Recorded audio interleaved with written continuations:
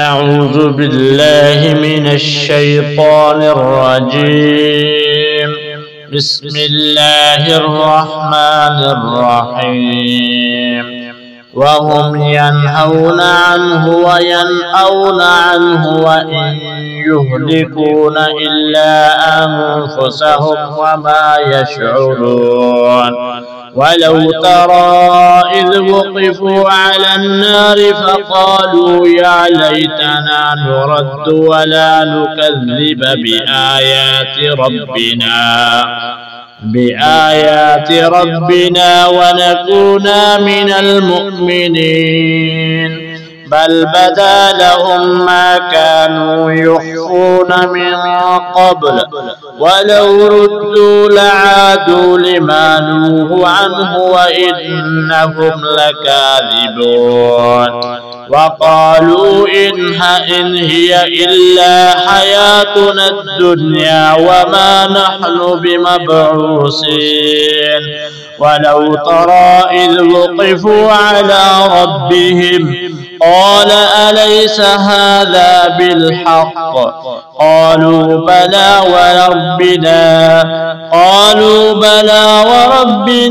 قال فذوقوا العذاب بما كنتم تكفرون. قد خسر الذين كذبوا بلقاء الله حتى إذا جاءتهم الساعة بغتة قالوا يا حسرتنا على ما فرطنا فيها وهم يحملون أوزارهم على ظهورهم ألا ساء ما يزرون. وما الحياة الدنيا إلا لعب ولهو وللدار الآخرة خير للذين يتقون أفلا تعقلون.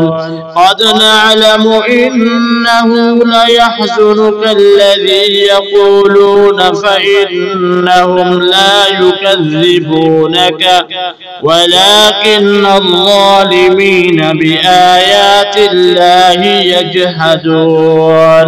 ولقد كذبت رسل من قبلك فصبروا على ما كذبوا وأوذوا حتى أتاهم نصرنا ولا مبدل لكلمات الله.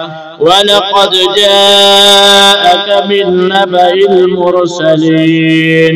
وإن كان كبر عليك إعراضهم فإن استطعت أن تبتغي نفقا في الأرض أو سلما في السماء فتأتيهم بآية ولو شاء الله لجمعهم على الهدى فلا تكونن من الجاهلين.